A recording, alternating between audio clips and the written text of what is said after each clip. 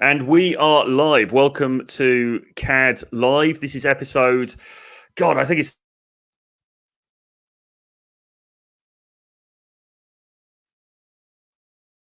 a wonderful show.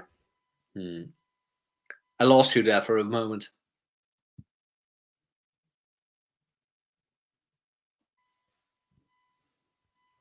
Can you hear me? Yes, I can hear you. Very good, very good. Okay, I'm just saying, episode, I think 75 no, sorry, 76 actually of CAD Live. So 76 episodes of this wonderful, wonderful show. Can you believe it?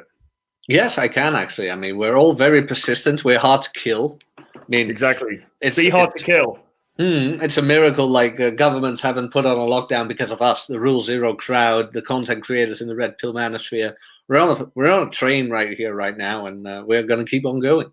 Absolutely. Listen, no lockdown's going to stop this show. Do you know what I mean? Even if we have to broadcast from our underground cabins, the COVID cabins. Read the ration mail with a campfire. Read Robert Greene by the campfire. They won't stop. Exactly. The show's still going to go ahead. But anyway, thanks for everyone for tuning in. So Alpha Sloth is on. He says Donovan Standard Time or an unforced error. Well, no, actually, we were having a chat behind the scenes. So apologies, guys, for being a little bit late. We were having a chat behind the scenes from how to escape our respective countries and go somewhere a bit more fun. And we were sort of talking about Mexico. We're talking about Ukraine. We're talking about different places that are sort of open at the moment, and what are the possibilities of basically going over there and having a bit of a better time, because the United Kingdom is pretty screwed at the moment as far as all of this stuff is going, and the restrictions and things, and the Netherlands also. But you chaps in the Netherlands, they're all getting a little bit uppity about it, aren't they, over there? Yes, I noticed. Yeah. Although last week was the worst. Yes. There were fires in Eindhoven, Utrecht, Amsterdam, and someplace else. I don't know. Maybe The Hague. I think it was The Hague. Rotterdam could be as well. But yeah, they kind of set fire to everything and things like that. But up in the north in the Netherlands where I live, it's pretty quiet. Curfew in my city isn't being held to, if you know what I mean. I walked back home from a friend last Friday night, and I had like 5 cyclists behind me with bags of bottles I could hear, and then they all parked their bikes in front of some house with all closed curtains, and I'm like, how do I get invited? Because people are still partying about. You just need to know the right people, I guess. Well, in absolutely. the West, it's very restrictive. It's very restrictive. It's really restricted, and I think ultimately it's a real drag on degeneracy, isn't it? Because before all this started a year ago, we were having a lot of fun, degenerates, parties, sex parties, all kinds of crazy stuff going on in Europe, and now it's a shadow of its former self at the moment, unfortunately. Yes, unfortunately less. I used to get a match or something on Friday night at 10 p.m. and the girl will be like, hey, where do you live? Well, close enough. What's the address? And you just go over. But now they're checking the freeways if people are not abiding to curfew. So that's not going to happen. It's just wrecking the fun for everybody. It really is. But the TradCon story, we finally know.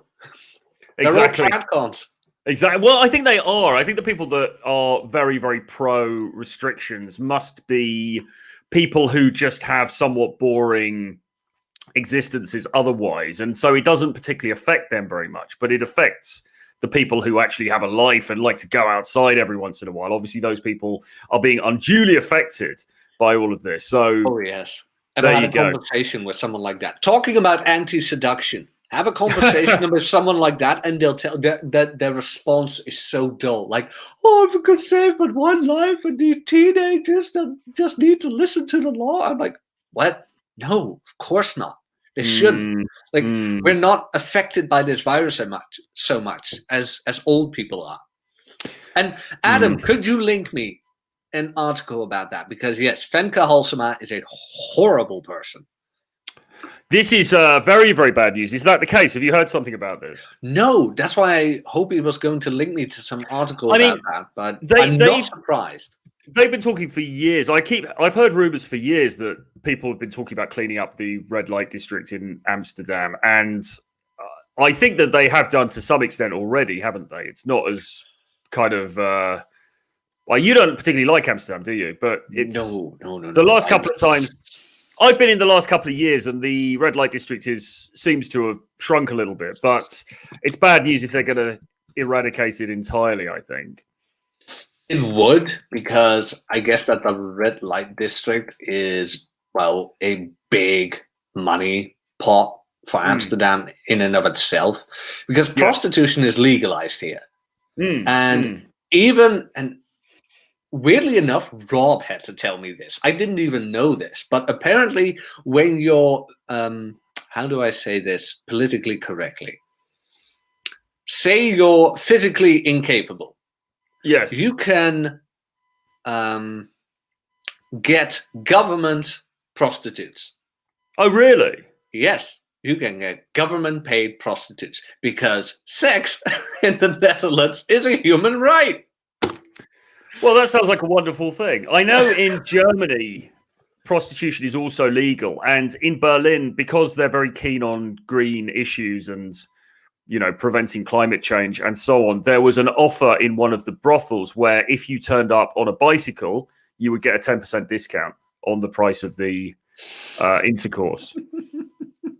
So it's a wonderful world. But I think Berlin could suffer as well, actually, because there's always a strange sort of disconnect in somewhere like Berlin between, it's obviously a very woke kind of libertarian sort of place where you've got lots of people with green hair and all of this kind of thing, and it's very sort of right on and all of those sorts of things.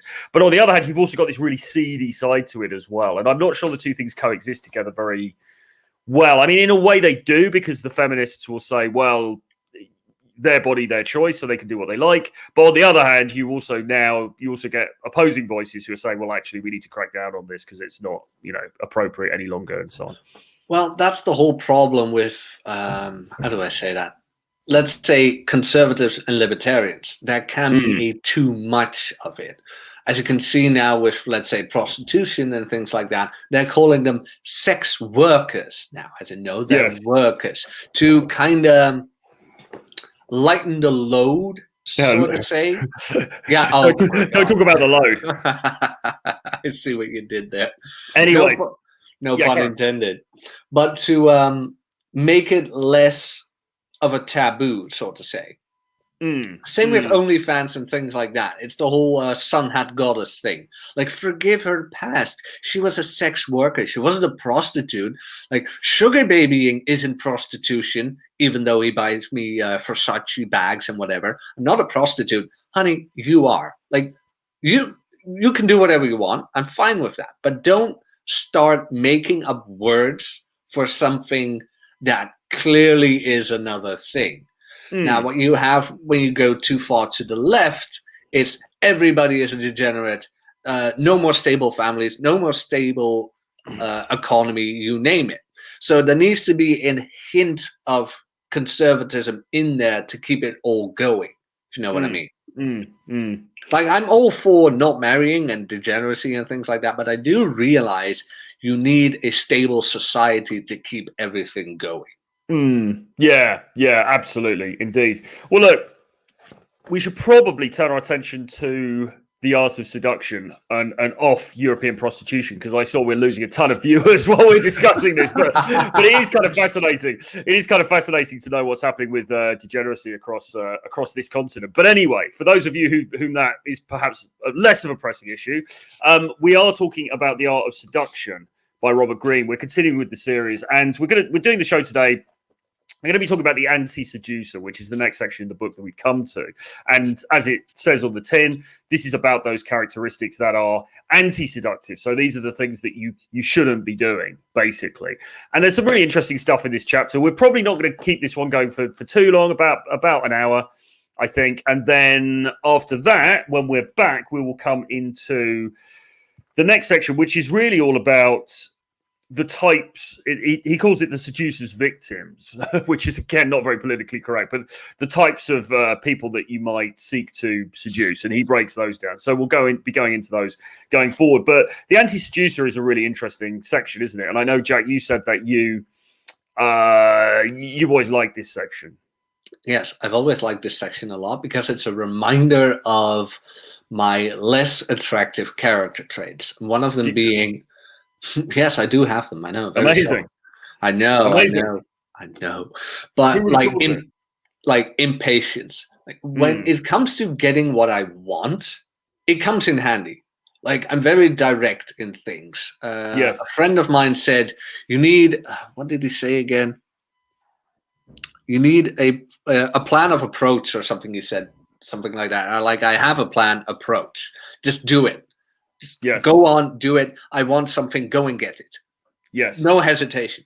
But when it comes to seduction, which is a process, it isn't. It's called pickup artistry for a reason. It's an art in and of itself. Let's say you're texting with a girl, whatever. Text game in and of itself, and I said this before, is actually nothing more than patience. You send a text and you just wait till you get one back. No double texting, whatever. No texting after that to see if she got your text. She got your text. She's just not that invested.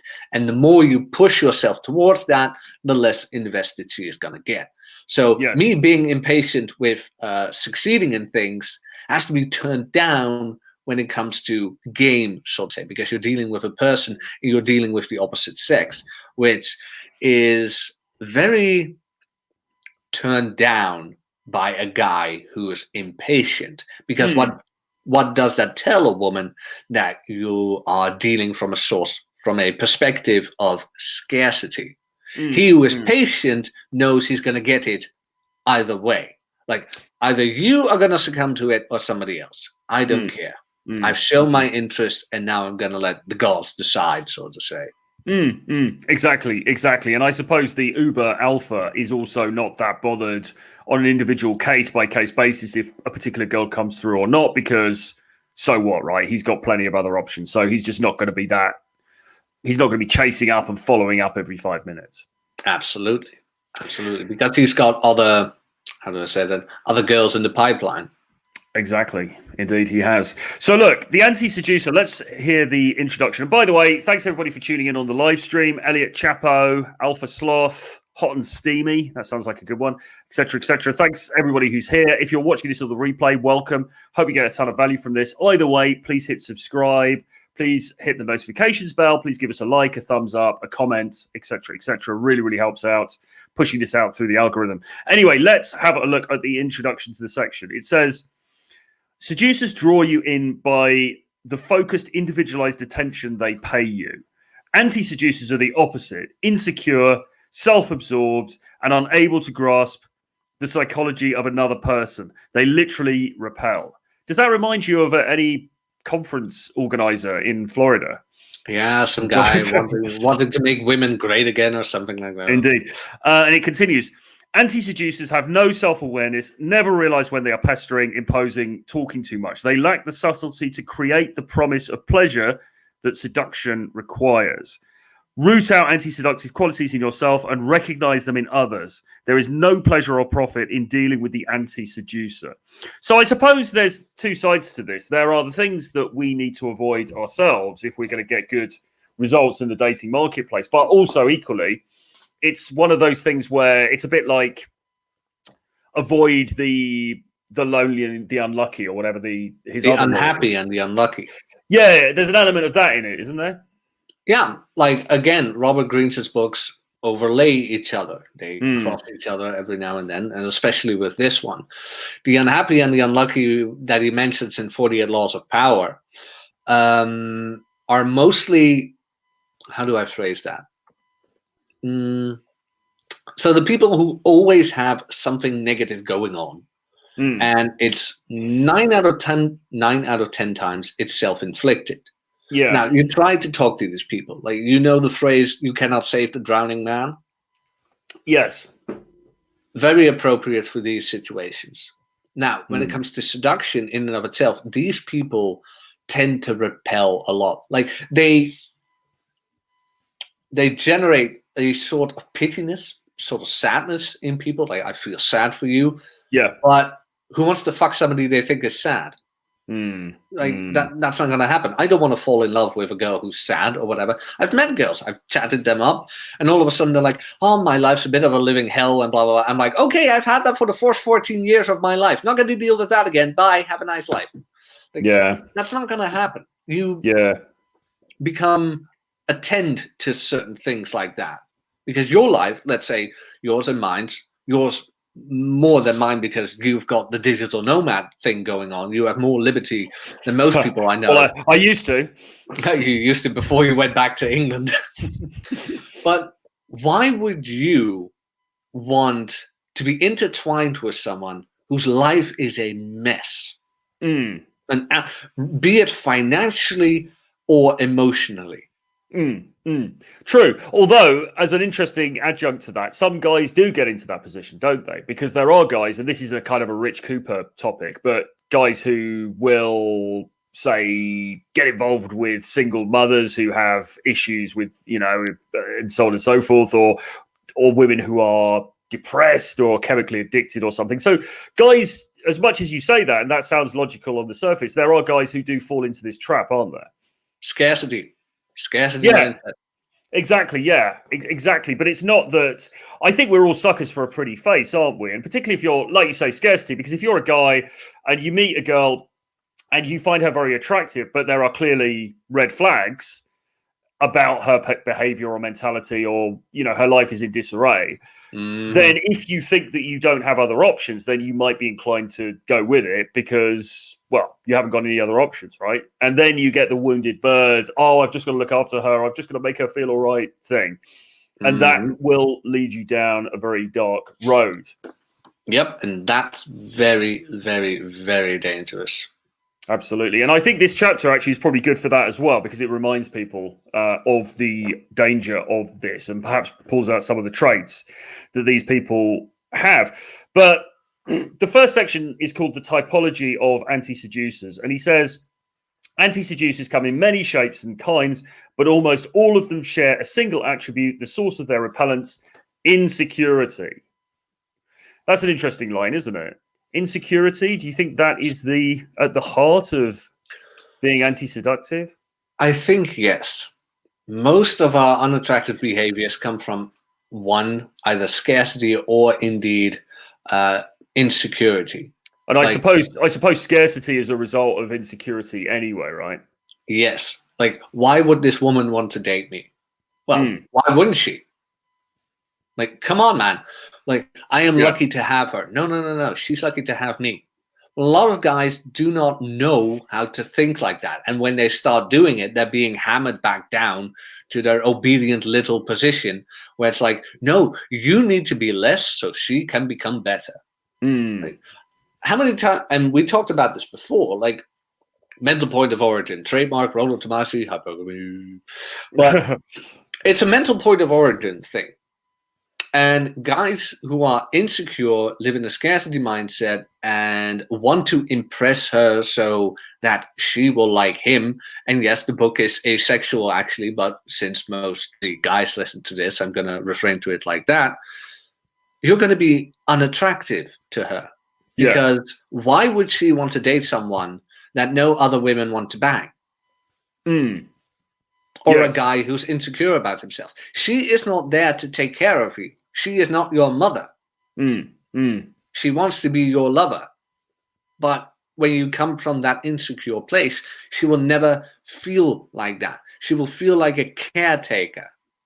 And that's not a position she wants to be in. Maybe with children, but not the guy who bends her over the couch. Yeah, absolutely. So and insecurity, it's just the number one thing that we try to help guys to eradicate, isn't it? It's the number one thing that I had to eradicate in myself. And this is why you get all of this talk about just be confident, bro, because confidence, which I suppose is the antithesis of insecurity, is a very attractive trait, and insecurity is a repellent. And that's kind of what it comes down to. But he then goes on to list a few of the ways that you might identify somebody who's anti-seductive. And there's an interesting line here. He says, perhaps they lavish you with undeserved praise, declaring their love before knowing anything about you, or they pay no attention to detail. But that first bit, maybe they lavish you with undeserved praise, declaring their love up front. That's interesting, isn't it? Because this is another thing that we always encourage guys not to do, because it's so easy to, you meet the girl and you're like, oh my God, you're so amazing. And you sort of put her on a pedestal. Mm-hmm. And I'm not saying, I suppose you'd have to be a pretty hard case to be declaring undying love on the first meeting, probably, for most people watching this. But nevertheless, the idea is, if you're giving her too much immediately, then that, I suppose, is a sign of insecurity, isn't it? And it's also deeply unattractive. Yeah, absolutely. You're pedestalizing her right away. I've had girls tell me that they've had dates where the guy on the first date, like, wears his emotions on his sleeve and declares his love right away. Like, ends the date with an "I love you," where it's like, dude, I just met you. Like, guys really do this. And that's really, I suppose, coming from our perspective, and I'm not sitting here like we are, the gods of seduction, sitting back and laughing, chuckling over the follies of our fellow Mount Olympus. Yeah, look at those fools down there. But we kind of are, and it is incredible, really, that guys act like that. But this is why I suppose this kind of material is so important, because you need to check yourself, basically, as I think the kids say these days. Well, yeah, absolutely. And I mean, you have to look at how society raises boys these days to tend to lead with their emotions. Yeah. And when you look at marketing and things like that, I'm not diving too deep into it, but a lot of guys are being told that if you want to get a girl, you have to act like a girl. This is what's going to happen. Like, a girl likes emotions. I'm just going to be emotionally vulnerable. Yeah, and that can also seem intuitively to make sense as well, can't it? Because I went through a phase of that when I was younger, and it wasn't, that was a couple of years ago now, and it wasn't that the environment was so incredibly soy at the time when I was being brought up. But nevertheless, actually, it kind of already in the 90s, it had started with this sense of women like vulnerable men, women like guys who are in touch with their emotions, in touch with their feminine side. And it's the thing about that argument is that it does seem to make a sort of sense, doesn't it? Because you would think intuitively, well, she's like this, she has those attributes, and so therefore if I reflect those back, she's going to like me. That's the thought process, isn't it? Yeah, that's the thought process. But the weird thing is, in reality, opposites attract. Yeah, absolutely. Although you're not wrong. I mean, I used to do that too when I was younger. I mean, I can tell you weird stories, man, about my insecurities. Oh my God. Well, is this the right forum to share? Some of them. I could tell some of them, but there was a long project of me dealing with some youth traumas and things like that. And I had a girl who was absolutely in love with me, and I couldn't fathom that. So I had that girl on top of me, and I still had the idiocracy of asking her, like, "Are you sure you like me?" It's like, yeah. When I think back on that, because back then mentally I just couldn't make those connections. Yeah. Because of like the whole psychological reasons behind it and things like that. But it can happen that you are in such an insecure state that every positive feedback thing you get, you discard. It's like, oh, no. Like, this is just like, she wants something of me, or he wants something of me, and like, I'm actually worthless and things like that, blah, blah, blah, blah, blah. And that's why content like this and books like that are so important to make you realize how repulsive you can actually be towards someone else when you do things like that. But when it comes to like that showing vulnerability, like you mentioned yourself, well, you have to say you have that archetype going on of the author. And I'm saying you embody that dandy-ish look, which is in of itself a sort of vulnerability in an artistic sense. Like, why do you think emo kids get laid left and right? Yeah, exactly. No, that's absolutely correct. I mean, it's a balancing act, because you don't want to be telling guys en masse, be emotional, be open to your feelings and things like that, because in most cases that's the opposite of what you should be doing. But for the right person with the right archetype, and particularly for the so-called alpha who already has pre-selection, showing that little chink of vulnerability can be really, really powerful and really, really attractive, basically. But it's just not something you lead with. No, indeed. Unless you're Justin Bieber or somebody, in which case you can kind of lead with anything you want and you'll get away with it. But for most of us, it's not something to lead with. And most guys are just too much on the sensitive side already that they need to dial it back in. But I wrote a poem for you. Oh, have you? Oh, thanks. Well, you share it at the end of the show. But then he goes through some different types of anti-seducers. Okay, so we may as well talk through these. So the first one is the brute.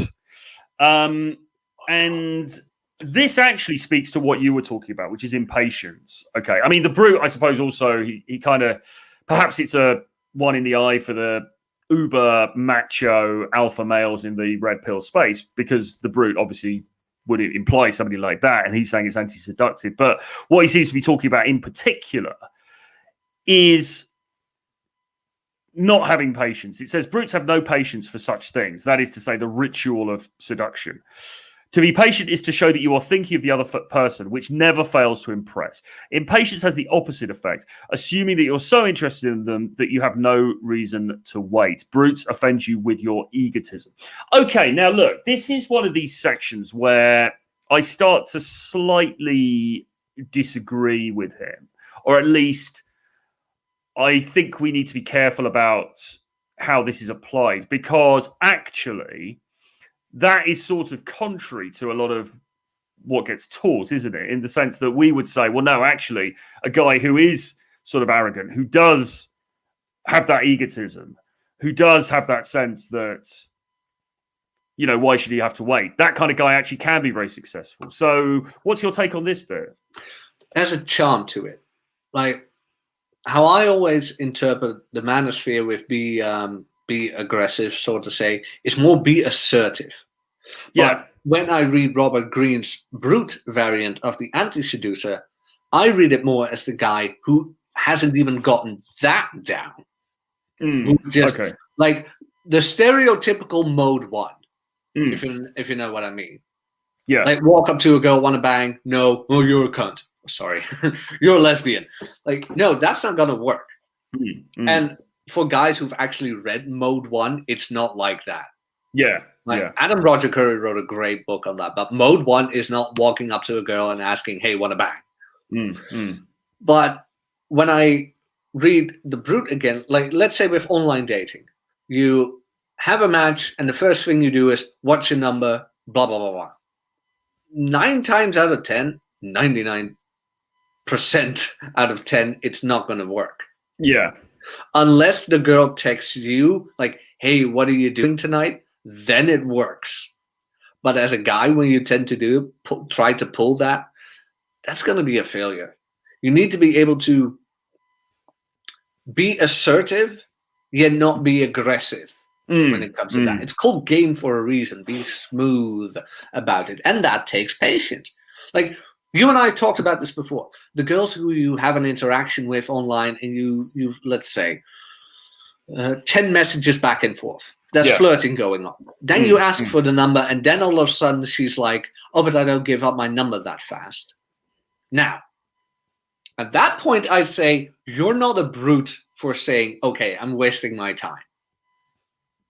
But when you already start doing that after the first message without her giving you any inclination of being attractive other than swipe, then I'd say, yeah, you're being pretty impatient.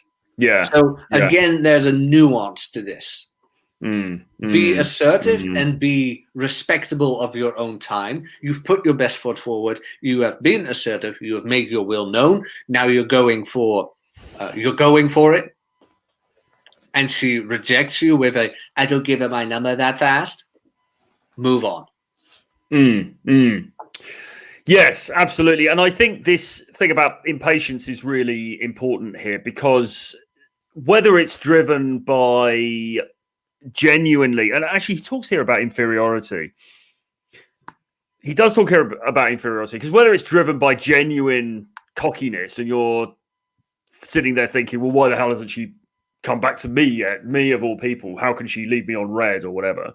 Or if it comes from actual neediness, you're like, oh my God, why has she left me on red? And so you text her back. Either way, it's bad. And as he says here, it does probably to her, it looks like insecurity, even if you are just massively cocky and you're just like, hey, you know, and so that's why you're pushing it, or that's why you're following up too quickly.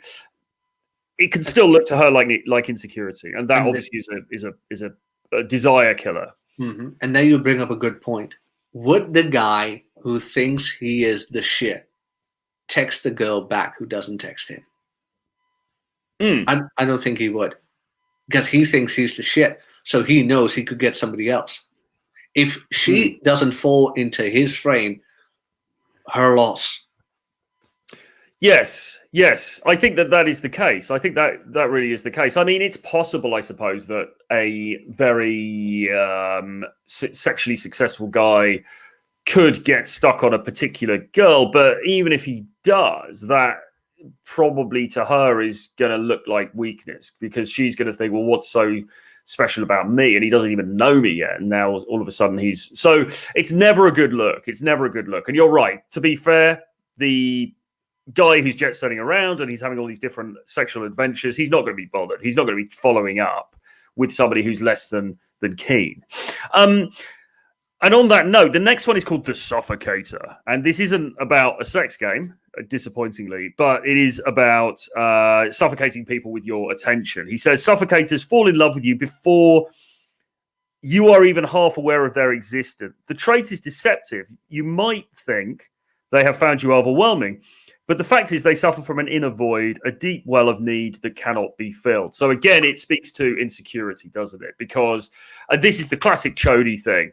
You've met her once, you've gone on a date with her, you're like, oh my God, I love you. Or, you know, you're so amazing. You pedestalize her, and the girl is just turned off because she thinks, well, hang on a minute, you don't know anything about me. And already you're sharing this overwhelming, you know, emotion about me. And it looks insecure again, because it's almost as if you get one little hint of maybe reciprocation from a girl, and suddenly you're all in. Suddenly you're all in. And again, would the super successful guy be like that? Probably not. Because the super successful guy isn't going to throw all of his chips. Is this the right analogy? Perhaps not. Eggs in one basket?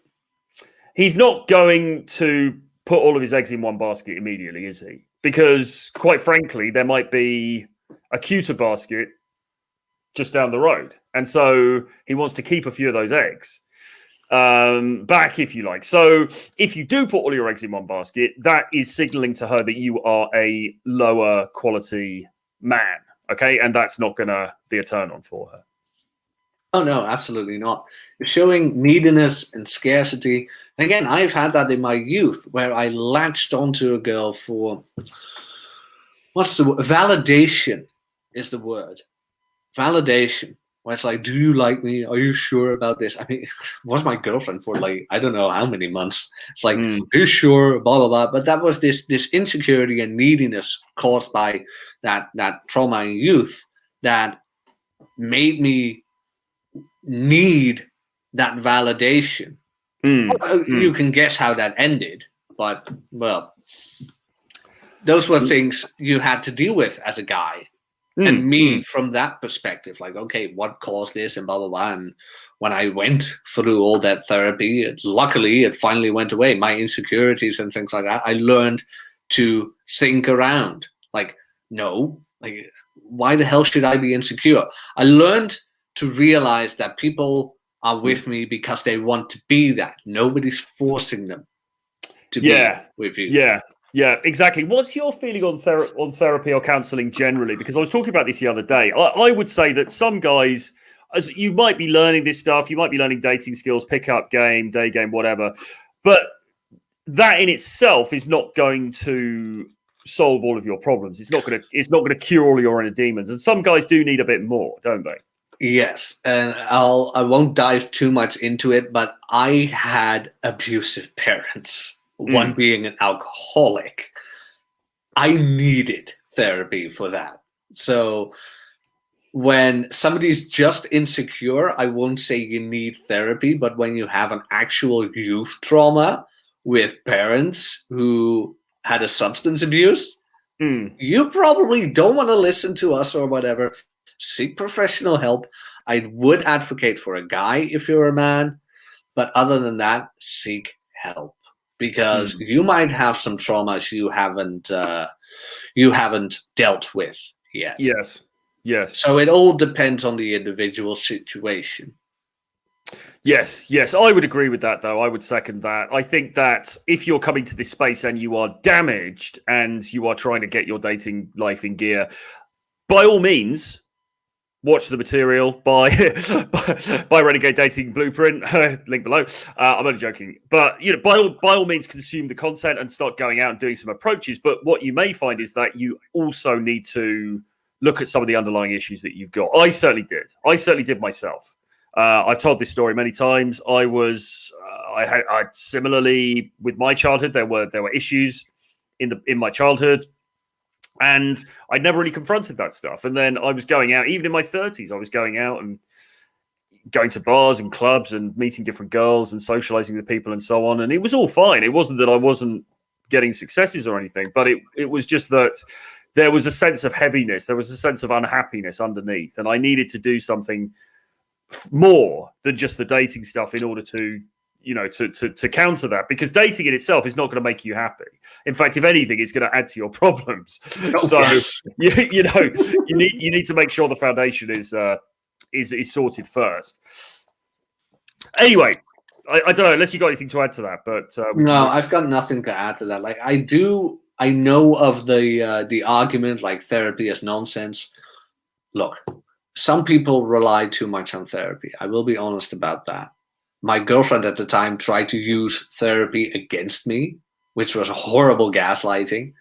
But again, when you have a severe mental trauma or whatever, psychological trauma, do not disregard therapy. Yeah, absolutely. Okay, so moving on. The next one that he mentions is the moralizer. And he says, seduction is a game and should be undertaken with a light heart.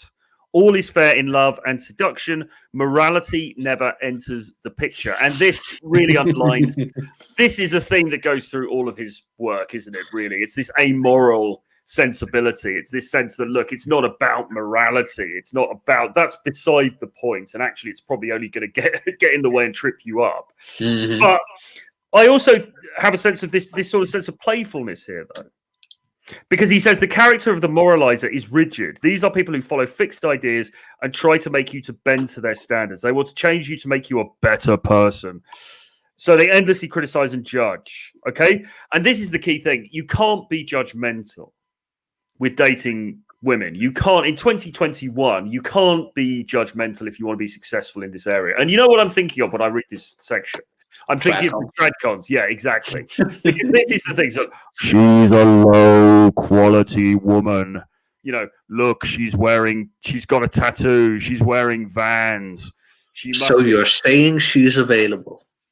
And all of that stuff. I mean, all of that stuff it's not going to help you, because if she feels judged, then she's not going to open up to you in any way. Okay, so if you are some boring, moralizing git who walks around talking about high-quality women and all this kind of thing, then you're not going to enjoy the full fruits of the dating marketplace as it currently is, are you? No, absolutely not. I mean, moral grandstanding won't get you anywhere other than a pat on the back. And he says here, in truth, their moral ideas stem from their own unhappiness and mask their desire to dominate those around them. And I think we see that on Twitter, don't we? The guys who are real moralizers. Taking a step back, you think, well, are they actually happy? Or is it just that they want to use this as a stick to beat people with? So when people are saying you're a degenerate or you are shallow or whatever, or you should be this kind of high quality man, that kind of thing, are they actually happy in that position, or is it actually because they just want an excuse to dunk on other people? I wouldn't go as far as categorizing the tradcons there, because I do know a couple of tradcons, and I actually quite like them. I mean, Tanner Guzzi is a great guy. Have you met him? We've done a show long ago was one of my first shows, but he's a very nice guy, very great guy, good friend of Ryan's as well, by the way. Has some great work on fashion and things like that. But this stuff does remind me of religious leaders, and especially in the which was it, the Mormon Church. Yeah. No, not the Mormon one. What's the one? The guys who ring the doorbells. Jehovah's Witnesses. Bingo.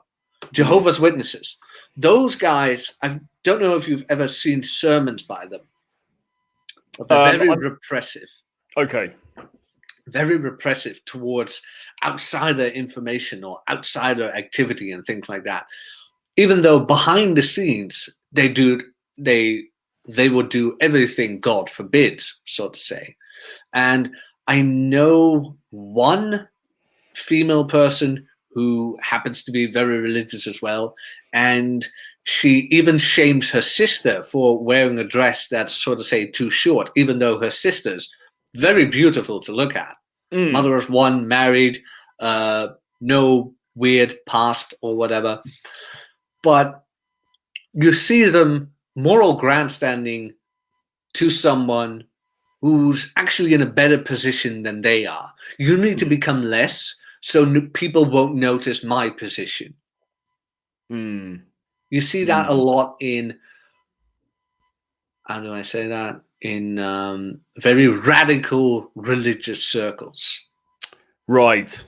So which a couple of the tradcons are. I mean, you're not necessarily wrong with that, but so they are putting other people down as a result of their morality, rarefied morality. Yeah.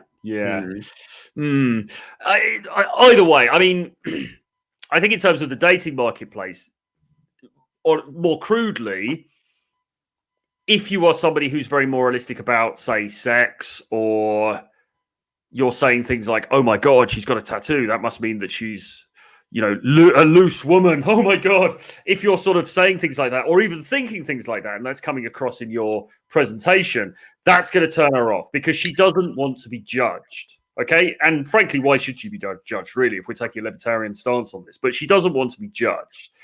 And she's not going to feel comfortable with somebody who she feels is judging her. Okay. So being a moralizing git is just not going to do you any favors. And frankly, if that is your position and you don't want to shift from that, then you probably want to give up the idea of, say, dating and get dating skills. Maybe you just want to look for that high quality woman and, get married or something, because you're not going to get the kind of results that you could be getting in the dating marketplace if you've got that mindset. No, I 100% agree. So the next one is the tightwad, and this is about not spending money. He says, cheapness signals more than a problem with money. It is a sign of something constricted in a person's character, something that keeps them from letting go or taking a risk. It is the most anti-seductive trait of all. You cannot allow yourself to give into it. That's interesting. The most anti-seductive quality of all, he says, is being a tightwad. Would you agree? Not necessarily. Maybe I'm biased because I'm a bit of a minimalist. Could be. But you can be a tightwad without money being involved, if you know what I mean. You could be a tightwad in activity and things like that as well. Like, babe, you want to go and do that? No, I don't feel like it. No, I don't want to. Oh, it takes effort. No. I don't like this. I don't like that. No. Could be with money where you keep hammering on the expenses. Like, everything is too expensive. No, that is too expensive. That is too expensive. But having fun doesn't have to be expensive. It can be cheap as well. But even if the cheapest option is too expensive for you as well, then you really have a problem going on, and then you'd be a bit of a tightwad. Yeah. This reminds me of the endless conversations that people would have in the early days of game about, should I buy her a drink or not? Because in the game, or maybe in the mystery method book, it was recommended that if you're at a bar, you don't buy the girl a drink, because that's the default thing that every chody guy does. Oh, hi, can I buy you a drink? You don't do that. And actually, there was a playful game that you could play where you would tell her to buy you a drink. And I use that a lot. You could walk up to the girls and say, hey guys, you look like you're having fun. So who's going to, so you're going to buy me a drink? And it's kind of cocky funny, and it kind of flips the switch, and it can work very well. It works best when you've had IOIs, I've noticed. Yes.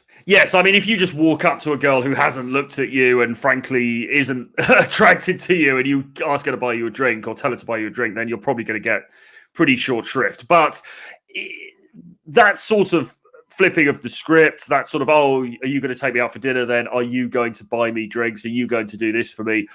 That assumptive thing is good because it's quite funny, it's playful, and also it positions you as being of higher value than her in the interaction, which is an attractive thing to do. Because why would you do that unless you were self-confident, unless you were used to being treated in that way? So even if you're kind of doing it as a joke, it kind of comes across as a joke, but also to be cocky enough to do that would suggest that you've had prior good experiences. Okay, so it's all really, really good stuff. However, then you would get into these ridiculous debates on message boards and things, and in comment sections on blogs, where it'd be like, oh, so if I go on the date, should I pay or should I just go, and all of this kind of stuff. And it's all bollocks. It's all BS. Because, yeah, of course, if you got a first date with her, buy the bloody drinks. Jesus.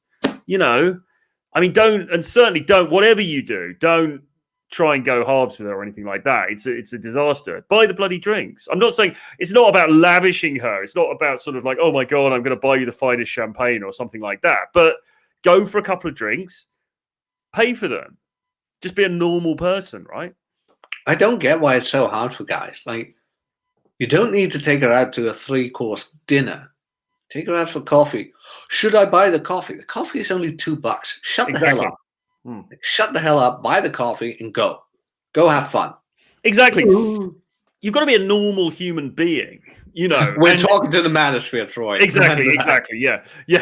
But you've got to try and act like a normal human being, and that means buy the drinks. You're not being overly chivalric or chivalrous or anything like that. You're not making yourself look like a simp. You're just being a normal kind of human being. And probably you asked her as well. If you asked her out and then you're like, oh, are you going to pay for the drinks then?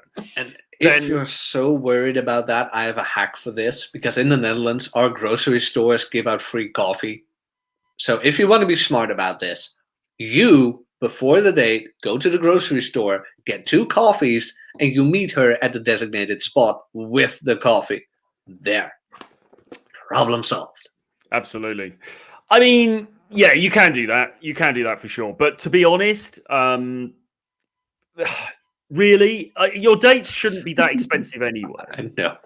Your date shouldn't be so expensive that money is an issue. And if money really is an issue, then as I'm sure many of our self-development compatriots would say, you've got bigger problems than dating. If buying a couple of drinks on a date is that big of a deal to you, then you probably need to be looking at your money with some degree of attention as well. But yeah, this was an old gamey thing, and perhaps it's receded into the distant past now. But this whole thing of like, oh, I'm going to be really alpha and refuse to pay and stuff like that. I mean, you just look like an idiot. It's not going to do you any favors, so don't do that. Whether I know what he means about somebody who's a tightwad. It sort of seems it is unattractive because it seems there's a certain stiffness in them that is more than just about money. It's about this lack of joie de vivre in a way. So I get what he means. Yeah, same here. Rigidness. Yes, exactly. No sense for adventure or fun. Exactly. And there's only one place that you want to be rigid, guys, and it's not. Well, I mean, under the table maybe, but you don't want to be rigid in terms of your money and those kinds of things. You want to be somebody fun to hang out with. That's the thing. And this is actually what Tristan Tate will say about money. It's not the money itself, in most cases, that is turning the dial as far as the girls are concerned. I mean, yeah, you get gold diggers and stuff, but in general, it's not the money. It's, are you able to provide fun experiences? Are you able to bring her into your world and it's cool and it's fun and it's effortless? Mm-hmm. So that is the that's the key thing. Anyway, let's go on to the next one. The bumbler. So bumblers are self-conscious, and their self-consciousness heightens your own. Again, self-consciousness, I suppose, hand in hand with insecurity a bit.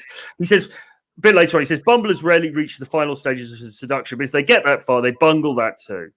In seduction, the key weapon is boldness, refusing the target time to stop and think. Bumblers have no sense of timing, so they mess it up.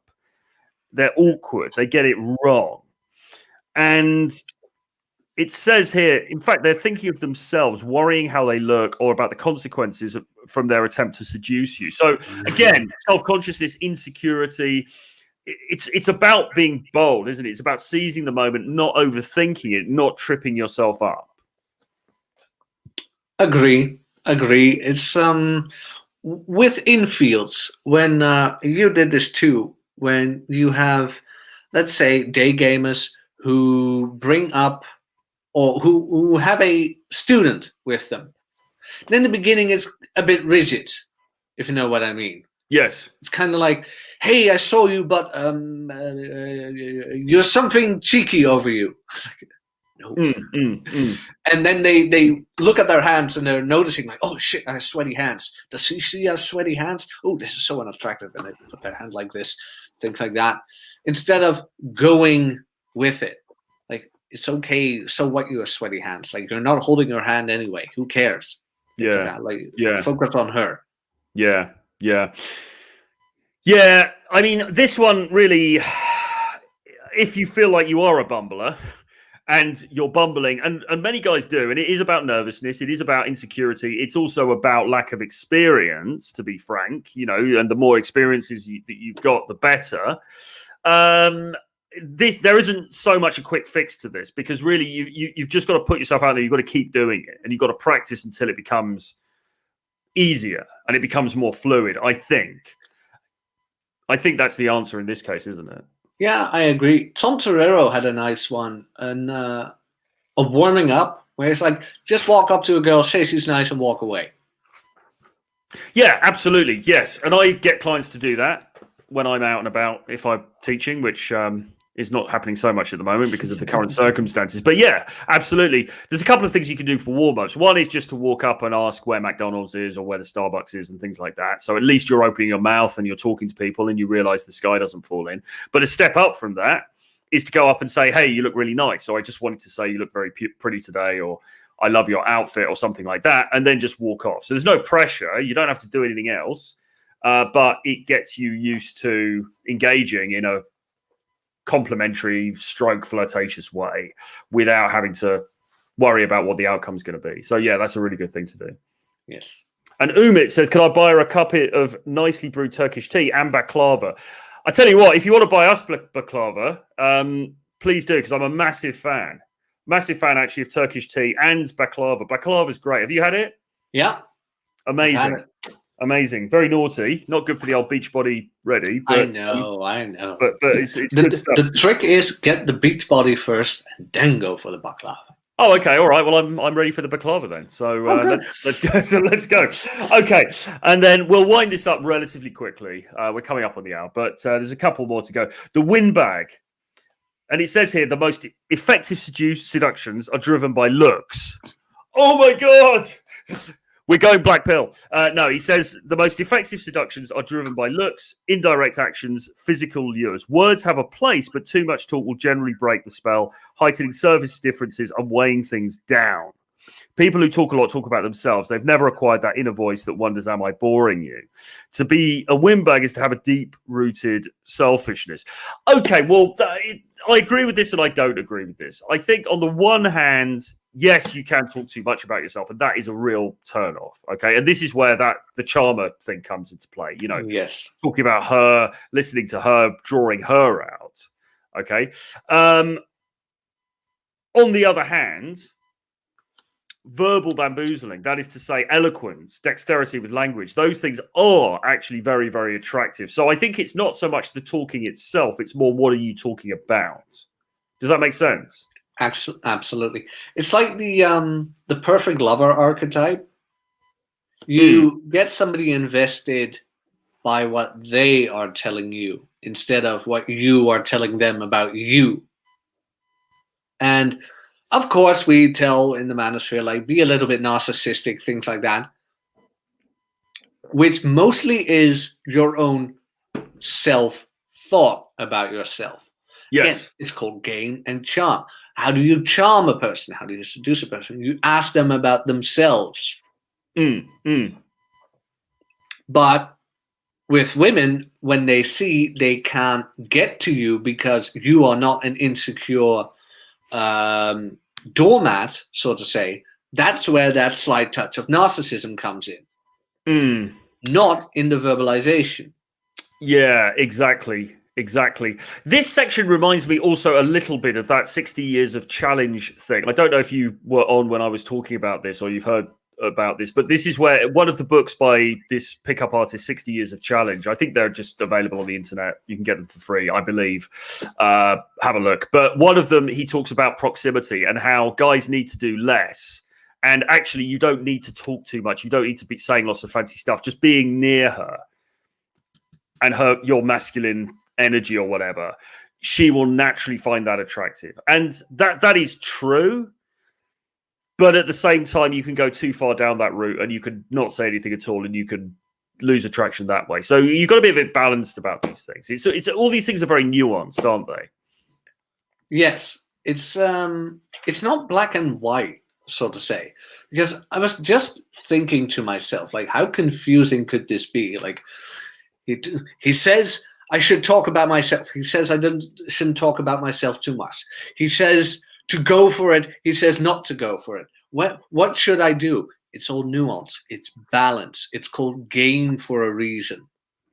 Absolutely. Yes, indeed. And really the only way through in the end is practice. The only thing that you can do is keep throwing yourself into these situations, seeing what works, seeing what doesn't work, and calibrating as you go forward. That's really, obviously you can take in material about it, you can watch videos and things, but in the end, the game is played out there in the field, and that's what you've got to do. And the next one is the vulgarian. Vulgarians are inattentive to details that are important. You can see this in their personal appearance.